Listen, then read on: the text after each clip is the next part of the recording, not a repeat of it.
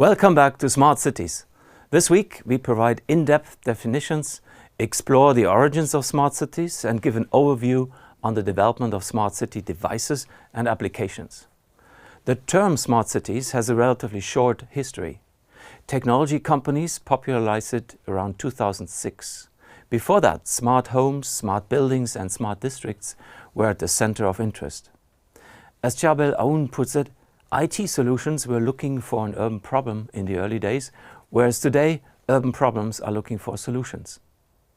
By 2010, startups were able to produce quick solutions to specific urban problems and could sell them to individual city departments or sections. Yet the sustainability of this approach, based on mostly standalone programs, is questioned. Many cities were not able or willing to invest large amounts. They experimented with bottom-up and open-source proposals.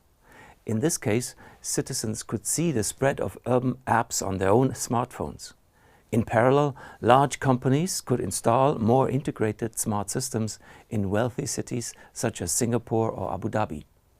In these cases, citizens benefit from successful solutions such as the so-called Situation Room in Rio de Janeiro, but also may feel more observed and monitored without exactly knowing what will happen with the data. These differences in the goals, actors and target groups of the early smart city development is reflected in the different definitions of the smart city. Here's a quote from Smart City Switzerland.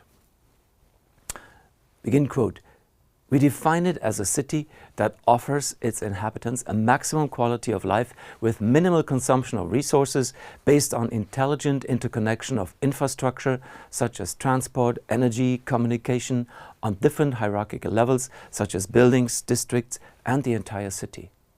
Intelligent does not necessarily equate information technology. Passive or self-regulating mechanisms are to be preferred to actively controlled approaches when having similar performance.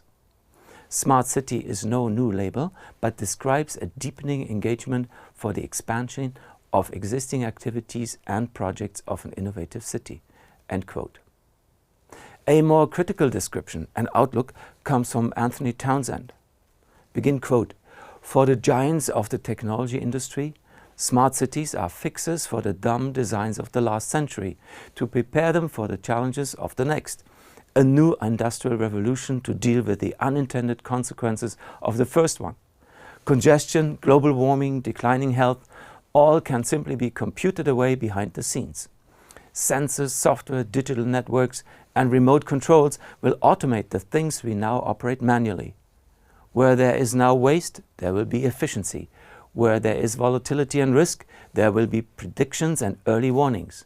Where there is crime and insecurity, there will be watchful eyes. This revolution hopes to wrest control over cities of previously unthinkable size, 10, 20, 50 or even 100 million people." Today, we have a mix of both approaches in those cities that want to become smart. In any case, smart cities will become a major field of investment in the next years, and the distribution of decision-making will change rapidly. The question then arises, how will existing urban governments cope with those changes? In general, the reaction time of urban services will become shorter, and urban infrastructure use will change in a much faster way than before. Static, prescriptive rules will be replaced by dynamic advice that is calculated in real time from smart city appliances. This will change law enforcement and in the best case less need for enforcement. Let us consider those changes step by step with a few examples. In a first step, cities installed urban sensors. They could produce data or visual feedback on situations that would otherwise be difficult to obtain.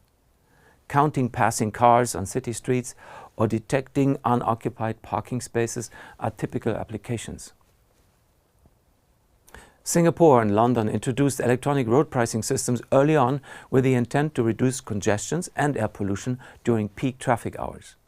Santander in northern Spain and many cities in the United States monitor free parking spaces with urban sensors. Those can then communicate with navigation systems or apps that guide drivers to the available spaces. Sensing the availability of restaurants and shops was another initial example. In this case, the smartphone apps detected those locations through their own positioning system and can alert their users, similar to car navigation systems that have been around for decades. Those early applications had in common that little or no changes to the built environment or to the infrastructure were necessary. The sensors and cameras were connected to existing buildings, streets and bridges. Their feedback did, however, have impact on the individual behavior and also on the larger scale transportation streams.